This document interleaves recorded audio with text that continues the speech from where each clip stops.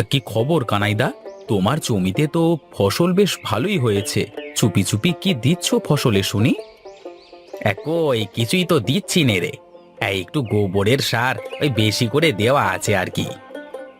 না না না, তা বললে তো হবে না। তুমি নিশ্চয়ই লুকিয়ে লুকিয়ে কিছু দাও ফসলে। তা না হলে সবার থেকে তোমার ফসল এত ভালো হলো কি করে? এই নে, এবার কি ওনার সাথেও পাল্লা দিবি নাকি? তার ইচ্ছে, যার যেমন পাওনা তাকে তেমনই দেবে।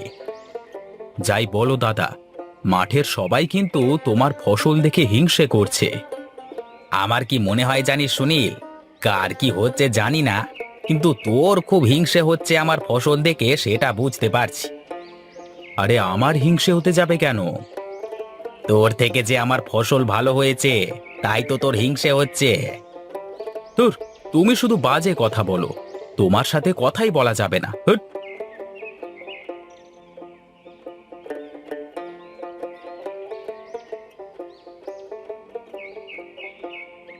কি খুড়ো, এখানে একা একা বসে কি করো? কি আর করবো রে বাবা, আমি যে বড় অসহায়। কেন খুড়ো, তোমার ছেলে কি তোমাকে দেখে না?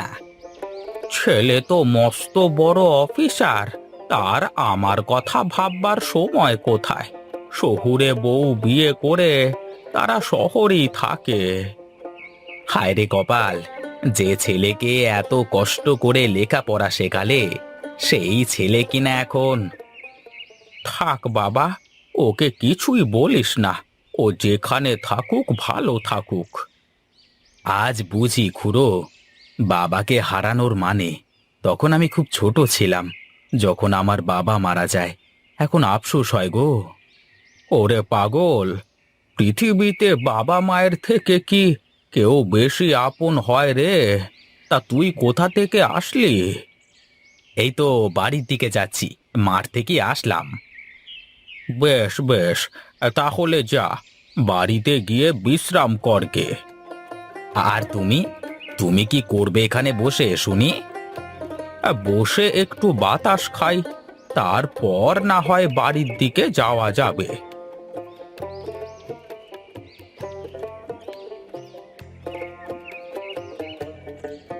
ওগো, তুমি চলে এসেছো? যাও, হাত মুখ ধুয়ে ঘরে যাও। আমি তোমার জন্য খাবার বেড়ে দিচ্ছি।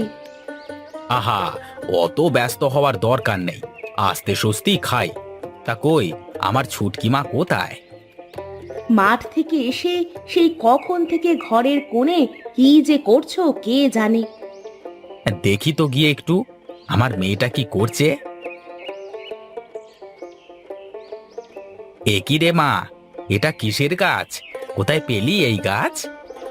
বাবা, আমি এটা আমার জমির পাশ থেকে এনেছি। দেখো, গাছটা খুব সুন্দর দেখাচ্ছে না? হ্যাঁ হ্যাঁ, এই গাছটা তো খুব সুন্দর দেখাচ্ছে, কিন্তু এটা কিসের গাছ সেটা না জেনে কি লাগানো ঠিক হলো?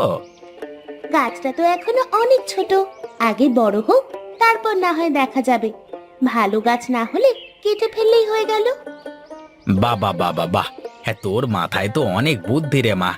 চল, এবার একসাথে ঘরে গিয়ে খাবার খাই।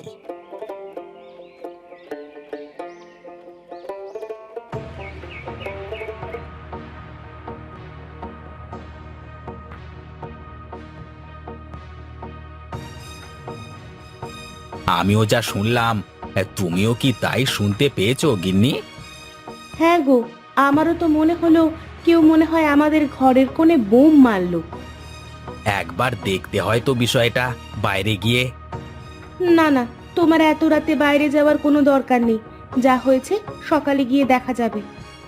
আরে ধুর, তুমি খামোকা ভয় পাচ্ছ। যাই না বাইরে, দেখি কি হলো। ওহ, তুমি না বড্ড বেশি বোঝো। বেশি কথা না বলে চুপচাপ শুয়ে পড়ো তো।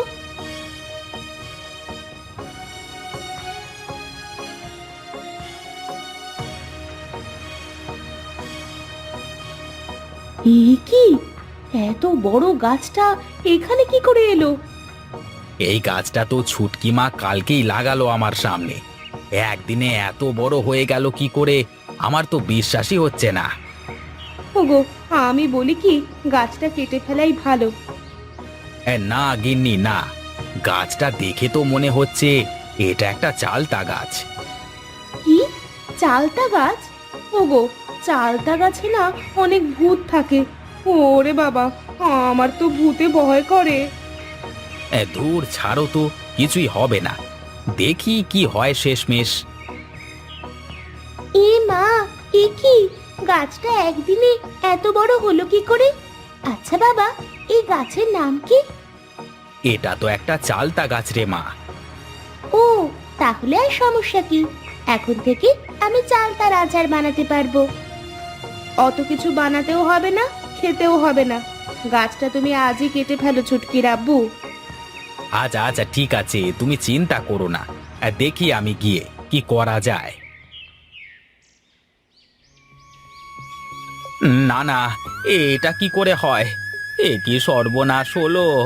সারা মাঠের সব ফসল কি করে পুড়ে গেল! এ কি হলো খুড়ো, সবার যে সর্বনাশ হয়ে গেল গো! কি আর করা যাবে বল বাবা, কি থেকে যে কি হয়ে গেল! এখন যে সংসার চালানোই মুশকিল হয়ে যাবে, বউ মেয়ে নিয়ে তো না খেয়ে থাকতে হবে। চল চল, ওঠ এখান থেকে, ওদিকে চল, তারপর কথা বলি।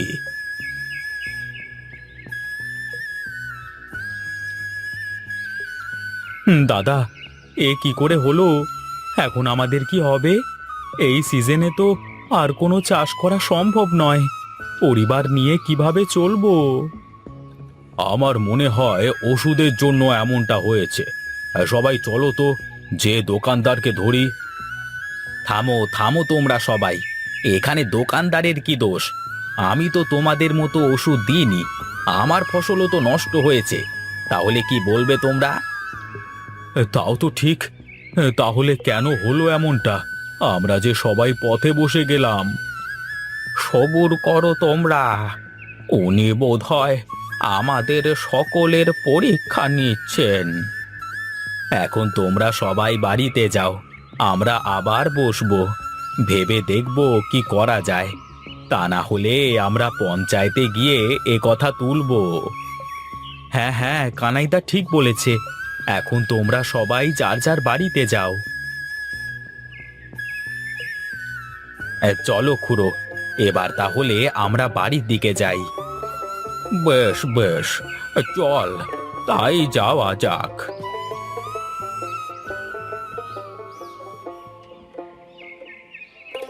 বউ, ও বউ, বলি কোথায় তুমি? এই দেখো দেখো, কে এসেছে, একবার বাইরে আসো।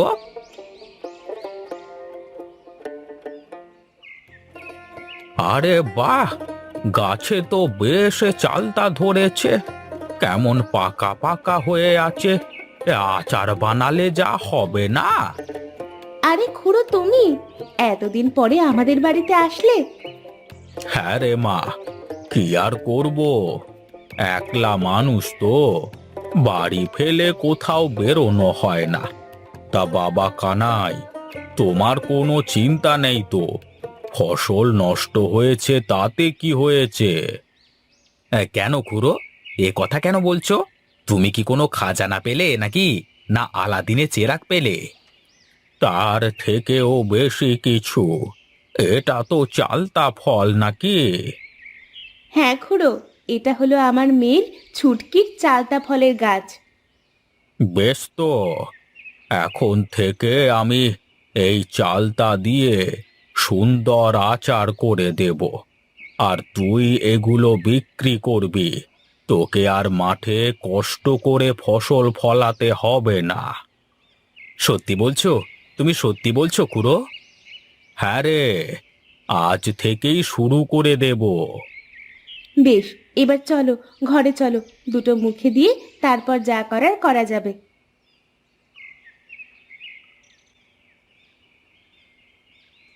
কি রে মা, হাঁড়ির ভেতরে ওগুলো কি সেদ্ধ হলো? এই তো খুড়ো, হয়ে গেছে, তুমি বললে নামিয়ে ফেলবো। ঠিক আছে, তবে আর 2 মিনিট হোক, তারপর দেখা যাবে। এত সহজে যে আচার বানানো যায় তা তো আগে জানতাম না খুড়ো। জানবি কি করে? আমি তো তোকে শেখাইনি এর আগে, তবে এখন থেকে তো পারবি রে মা। হ্যাঁ খুড়ো, এখন থেকে পারবো। আমিও এখন থেকে বানাতে পারবো দাদু ভাই। ওরে আমার দিদি ভাই রে, ঠিক আছে, এবার তাহলে সবগুলো আচার প্যাকেট করে ফেলি, তাহলে কানাই ও বেলায় সব বিক্রি করে আসতে পারবে। হ্যাঁ খুড়ো, চলো তাহলে তাই করে ফেলি। আমি তাহলে আসি গিন্নি, ওদিকে আবার দেরি হয়ে যাচ্ছে, লোকজন এসে দোকানের সামনে ভিড় করে দাঁড়িয়ে থাকবে। ঠিক আছে, সাবধানে যাবে আর জলদি বাড়ি ফিরে আসবে কিন্তু।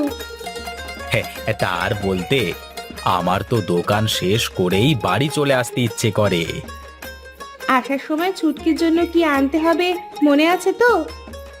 আমার সব মনে আছে, কার কার জন্য কি আনতে হবে, চিন্তা করো নে, সব নিয়ে আসবো।